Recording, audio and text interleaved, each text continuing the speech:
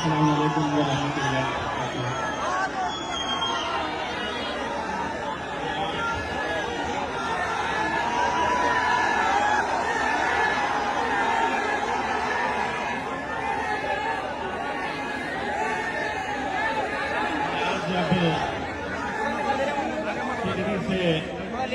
दिल्ली के लिए रवाना हो रहा था, फ्लाइट में बैठ रहा था तो असद भाई का मैंने ओखला के अंदर पैदल दौरा जो चल रहा था वो लाइव देख रहा था और वो देखने के बाद मुझे पूरा यकीन हो गया कि इंशाअल्लाह इस बार ओखला के अंदर बदलाव होंगे।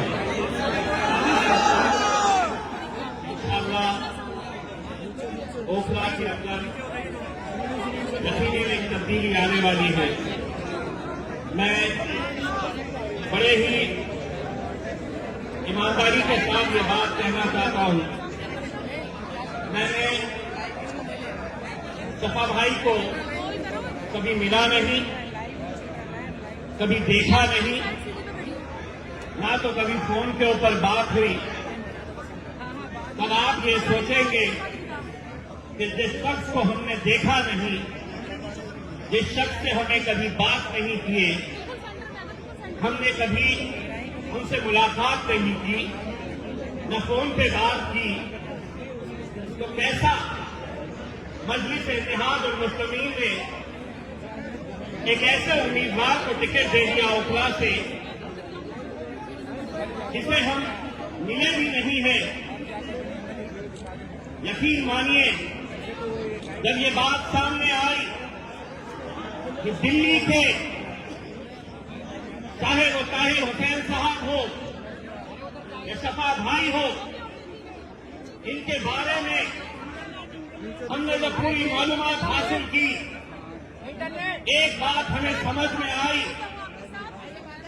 हमें इलेक्शन में एक पैगाम भी देना है।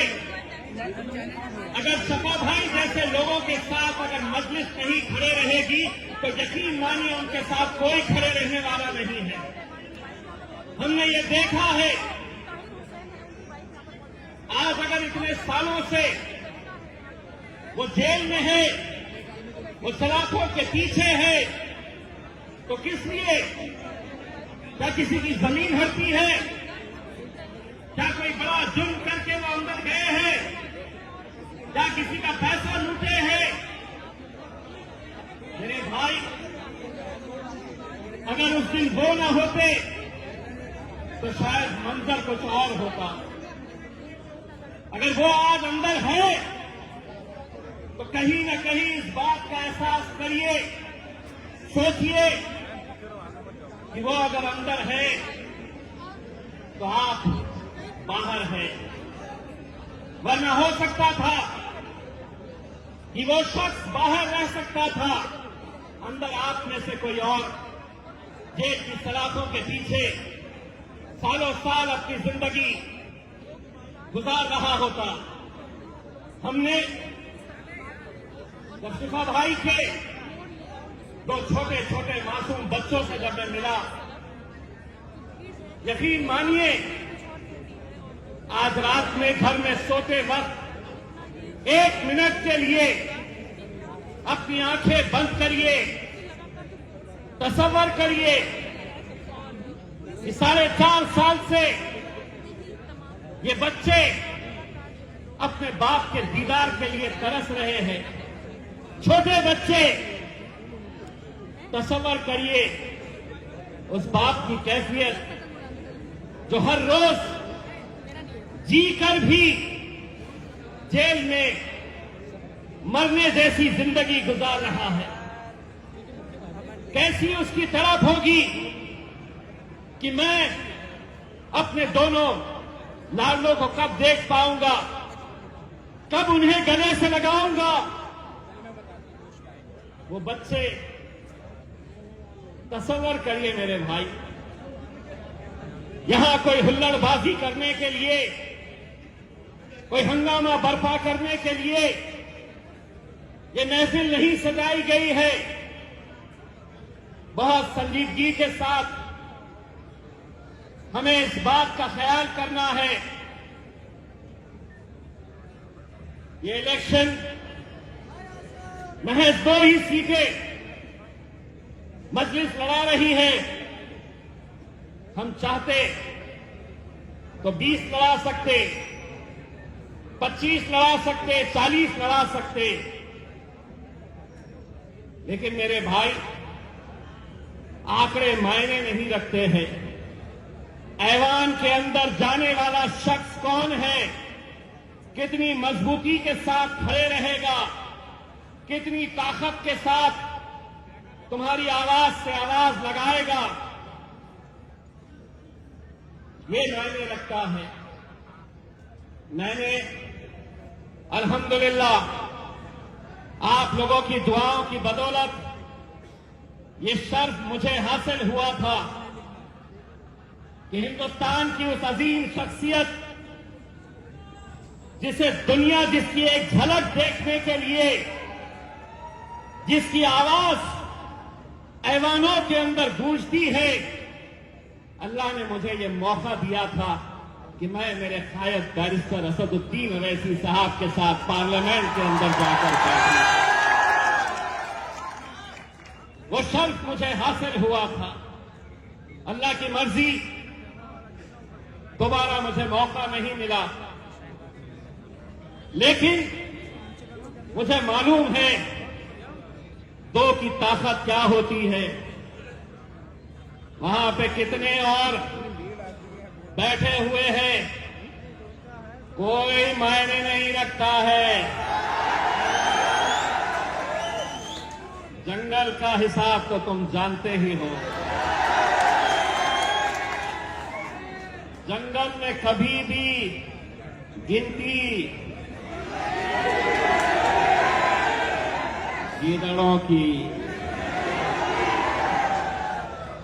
भेड़ बकरियों और कुत्तों की गिनती नहीं होती।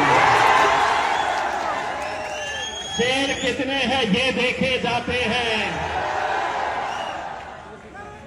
बहुत तकलीफ होती थी उन्हें कि एक शेरवानी से तो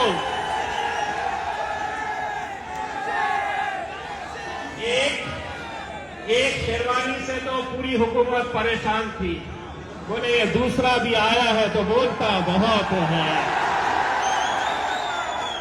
मजलिस गूंगे, मुक्के और बहरों की जमात नहीं है। हम बोलते हैं और अल्हम्दुलिल्लाह पहले ही दिन से अगर मैंने वहां पर जाकर कुछ सीखा था तो मेरे कायद ने मुझे ये सिखाया था कि पूरा सीना तान के, पूरे जिगर के साथ सच को सच बोलने की हिम्मत रखो, झूठ को झूठ बोलने की हिम्मत रखो,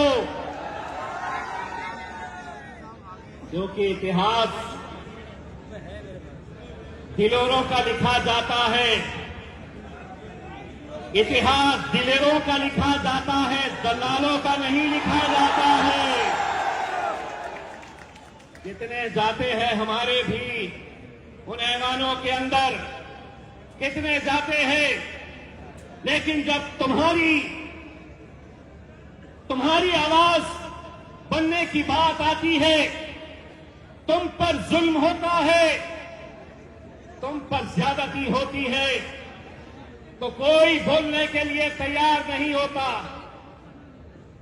लोग परेशान थे कि पहली मर्तबा पार्लियामेंट के अंदर आया और नरेंद्र मोदी की आंखों में आंखें डालकर बोल रहा है।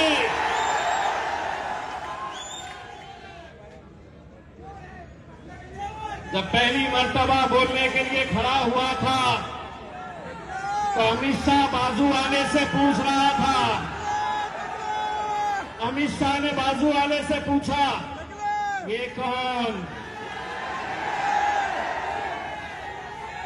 तो बोले साहब, असद भाई का एक और भाई आ चुका है। मेरे भाई, अगर मुझे इतनी खुशी होती है जब मैं ये नौजवानों का जोश देखता हूं आपके जज्बे को मैं सलाम करता हूं। कभी कभी तो लगता है कि हम हैदराबाद में खड़े हैं कि जहां तक नजर जा सकती है वहां तक आवाम खड़ी हुई है। बस मुझे इतना यकीन दिला दो, इतना यकीन दिला दो, ए मीडिया वालों, थोड़ा कैमरा हमारे पास से हटा दो।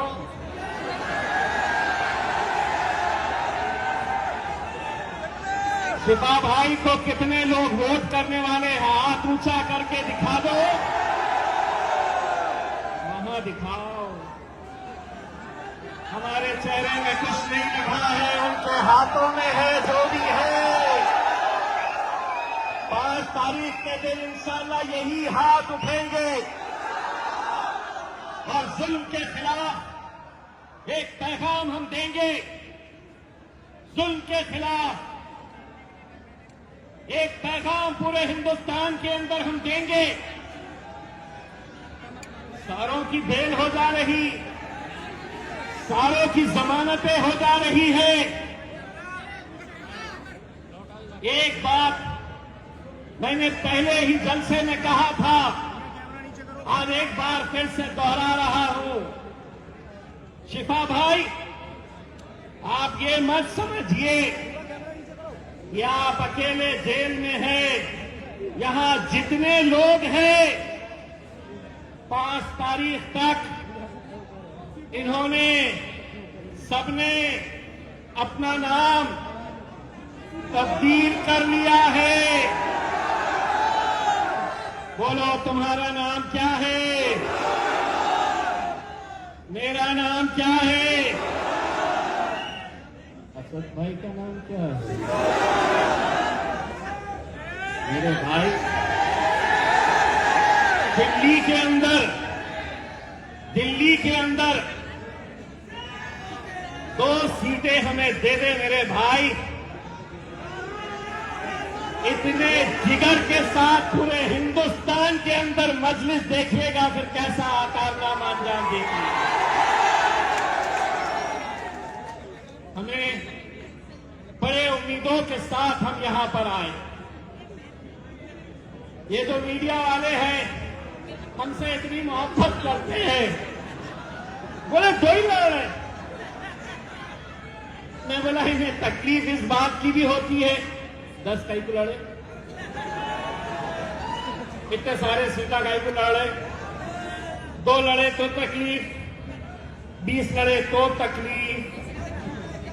तुम्हारी तकलीफ तुम्हारे साथ, फैसले हम करेंगे। तुमको जो मीडिया पे चलाना है, जो मीडिया का इंटरव्यू हो रहा था, असद भाई से एक ही सवाल किया जा रहा था, आप दिल्ली के दंगाइयों को टिकट दे रहे हैं। वाह वाह रे मोदी, तेरा कानून।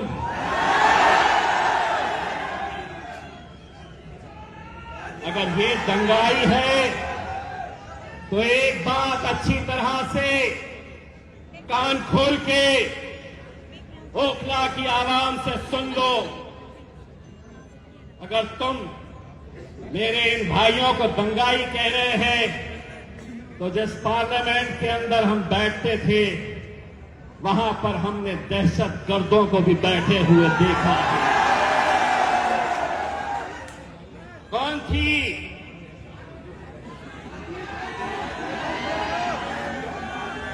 तुम्हें मालूम है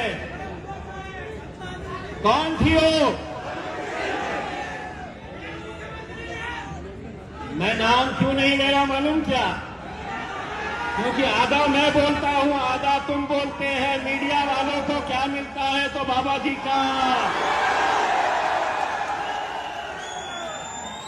वरना तो है पुलिस वाले हमसे मोहब्बत करने वाले।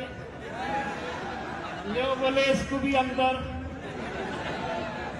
इसने उसको ऐसा बोला, हम कहां बोले, आधा हम बोले आधा ये बोले। ना हमारा कुछ होता ना इनका कुछ होता। मेरे भाई, मैं सिर्फ आप लोगों से इतनी इल्तिजा करना चाहूंगा ये जोश को बरकरार रखिए मेरे भाई।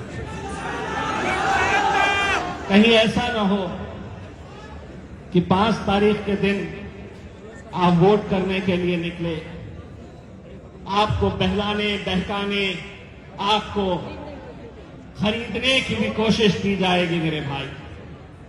लेकिन इस बार आपका, आपके घर वालों का एक एक वोट, मैं तो ये कहूंगा कि शिफा भाई से ज्यादा उन 2 मासूम बच्चों को देखकर आपको पतंग की निशानी के ऊपर मोहर लगाना है मेरे भाई। 8 तारीख के दिन जब नतीजे आएंगे, हम तो आपके बीच में नहीं रहेंगे, लेकिन अगर किसी ने हमसे पूछा कि कैसी थी ओखला की आवाम, तो हमें ये कहने पर मजबूर मत करना कि दिखने में तो इंसान थे लेकिन जमीर मर चुका था। ये मौका हमें नहीं देना मेरे भाई। मुझे पूरा यकीन है कि आप इस बार मजलिस को कामयाब करेंगे और पूरे हिंदुस्तान के अंदर ये पैगाम पहुंचाएंगे कि हम मजलूमों के साथ खड़े रहेंगे, पूरी ताकत के साथ खड़े रहेंगे। जिसको जो भोंकना है भोंकने दो, मजलिस खड़े रहेगी और इंशाअल्लाह आप लोग हमारा साथ ऐसे ही देते रहेंगे। बहुत बहुत शुक्रिया।